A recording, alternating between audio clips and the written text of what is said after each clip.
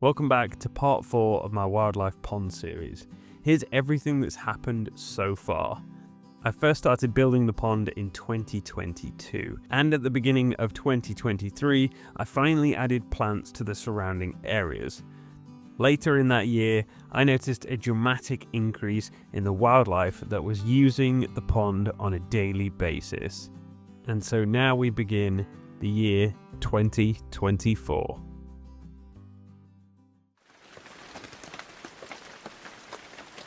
Rain. Lots of rain. 2024 started off as a really wet and windy year, and not much was going on at the pond. So let's skip forward a few months when the weather finally picked up, and we'll move into April.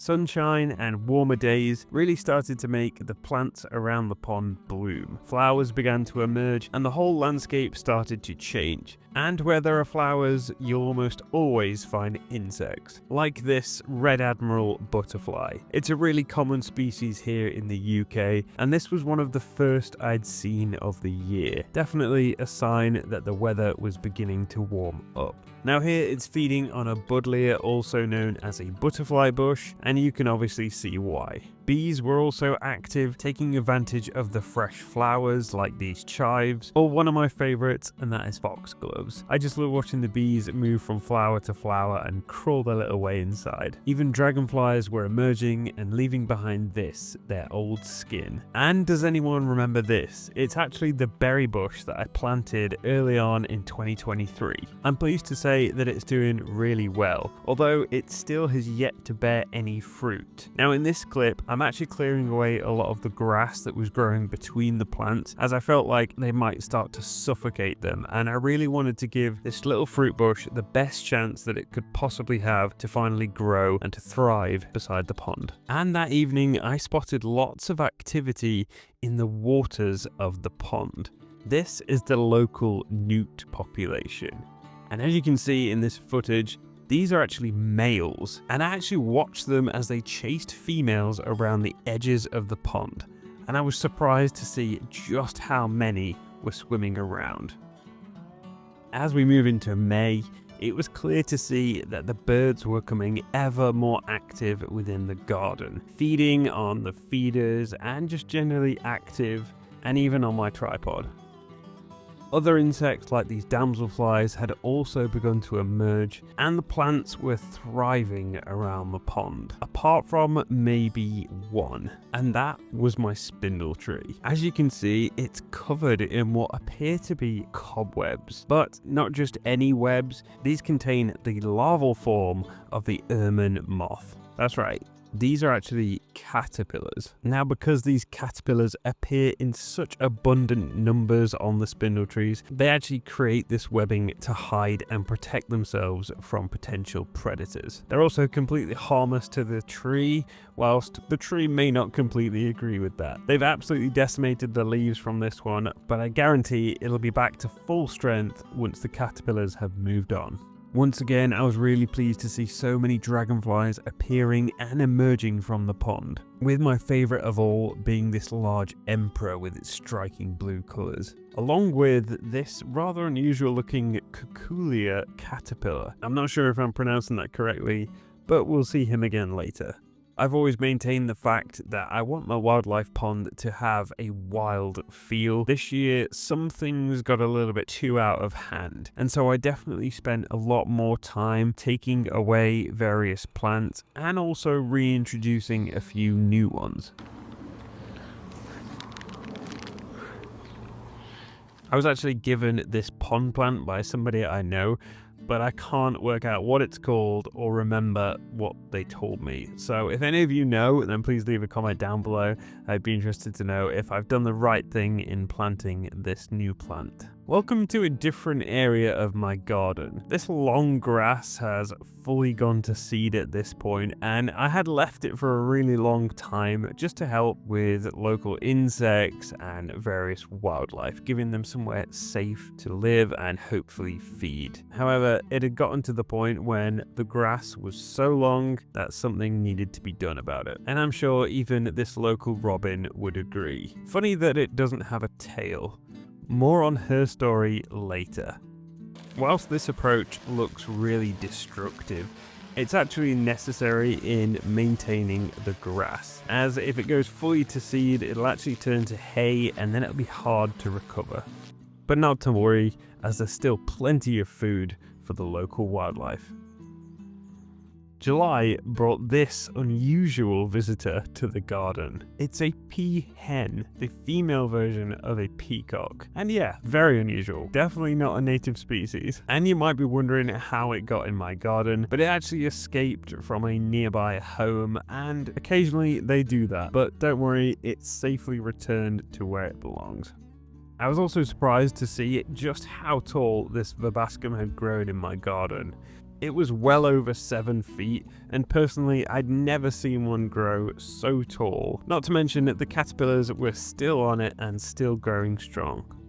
By late July, most of the plants around the pond had now fully flowered, and some were even starting to die back a little, just like these teasels.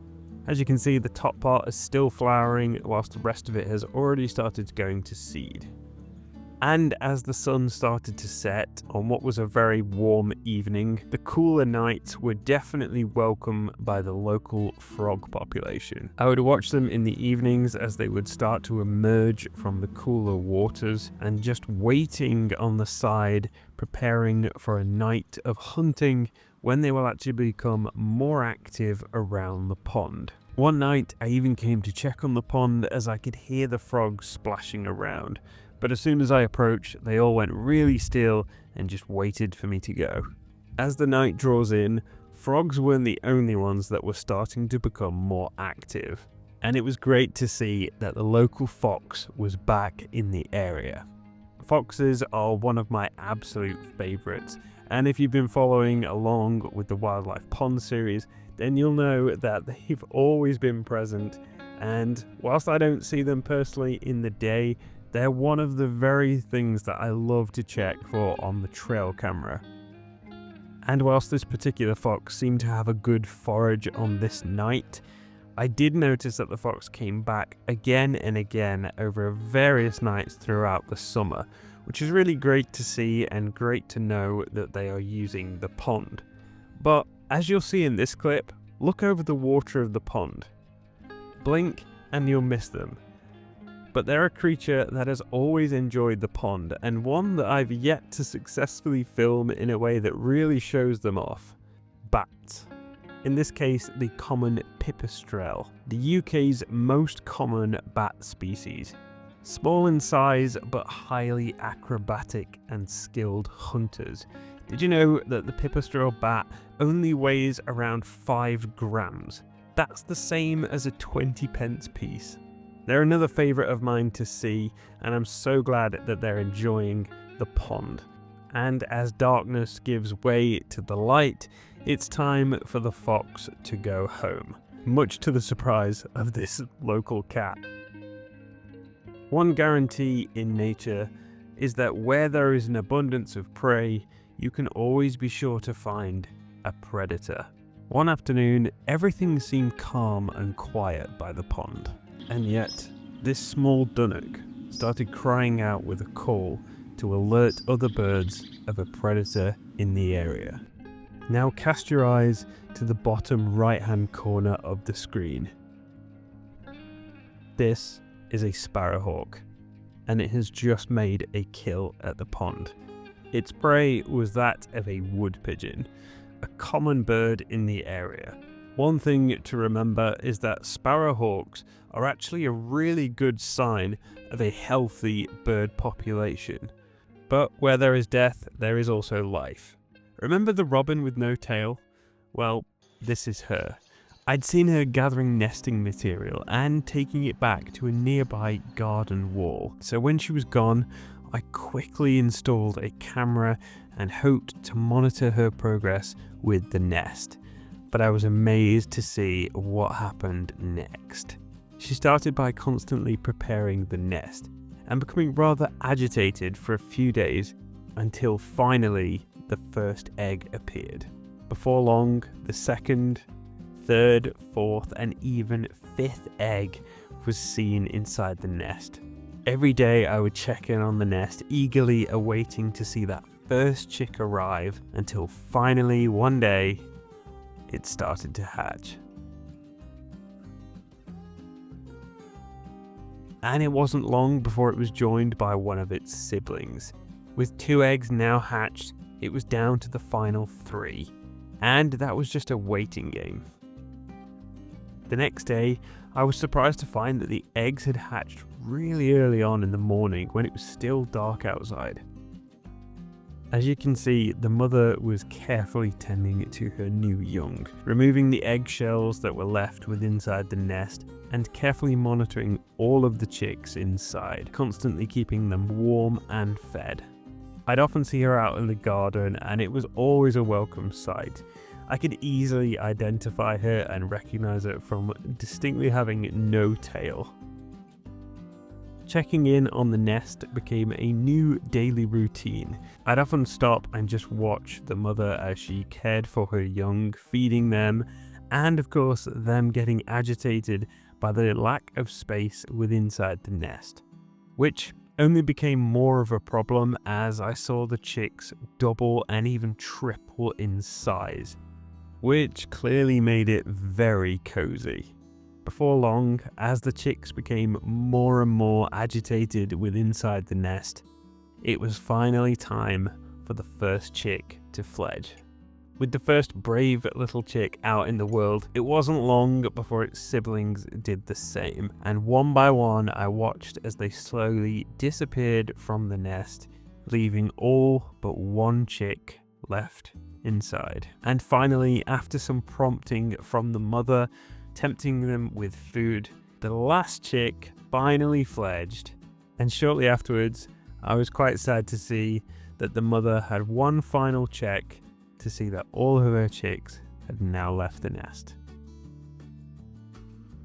September brought cooler days, and with that a reminder that autumn is only just around the corner. But a few things around the pond started to catch my eye, and one of them was this sudden algae bloom. And with it, I began to reflect on a few of the mistakes that I have perhaps made with this pond so far. I think I'd like to address these in another video, so if that's something you're interested, then be sure to subscribe. But as you can see, the algae has actually completely overtaken the surface of the pond. And one thing that you all commented on in the first video was the fact that I needed a bog filter. Now this is something that I was not familiar with beforehand, so definitely something that I need to go away and research before changing anything about the pond this year, but that's something that I plan to do. As you can see from these images, one thing I definitely got right was a home for frogs. They've always appeared in abundance, and I've always been happy to see them around the pond. As for the plants, in 2025, I'm going to aim to remove a lot more of this vegetation and go back to a more minimalist. But as for the algae, the only temporary solution was to get out my net and remove it by hand. When removing algae in this way, I'm always really careful as to try not to scoop up any wildlife. I always check the nets when doing so and return anything that may have been caught. I also leave the algae in a pile to one side near to the water so that anything remaining in there can safely re-enter the pond. And after just a couple hours of work, you could really see the difference in the pond. It was looking much cleaner and much healthier. It really did look so much more inviting that I actually spent the evening just staring into it, watching the newts swim around and the various other wildlife that lived within the pond. I was also amazed to see just how much the oxygenators had grown within the water, so much so that I just had to get my GoPro and take it for a little dip. So here it is, the pond from underneath the water. This almost feels like some kind of alien world, but actually I can kind of understand why the newts are like hanging out under the lily pads that bit more. And this underwater forest is the oxygenator. You can really see just how much vegetation has grown beneath the surface. And you see all of these little bubbles? Those are pure oxygen rising up to the surface. Winter had finally arrived, and with it, so too had some more algae. I really need to sort this out next year, so if you have any more suggestions, then please leave them in the comments below. I still enjoy seeing the pond in winter when it's surrounded by snow, something that I actually missed in the winter of 2023. As I looked into the snow, I could see the fresh tracks of the fox from last night. And whilst I ended up removing a lot of vegetation, I was pleased to keep a few teasels, such as these ones that are just waiting for some goldfinches to find them and to start feasting. And speaking of food, it's important to keep those feeders topped up throughout winter. One of the best food sources for garden birds, and one of the feeders that I always keep topped up, is that of the suet balls. It really provides high energy food for a wide variety of birds that they'll often keep coming back, so it's really important to keep them topped up and the birds will thank you. Although freezing cold, it's really cool seeing the bird tracks in the snow, and it's still nice to have a reminder on the plants that spring isn't far away when the buds are already starting to show. So I hope you've enjoyed this video, and I hope you've enjoyed the series as a whole so far. If you're interested in seeing what happens to the pond or what plans I have, then be sure to leave a like and subscribe for future videos. Thanks for watching.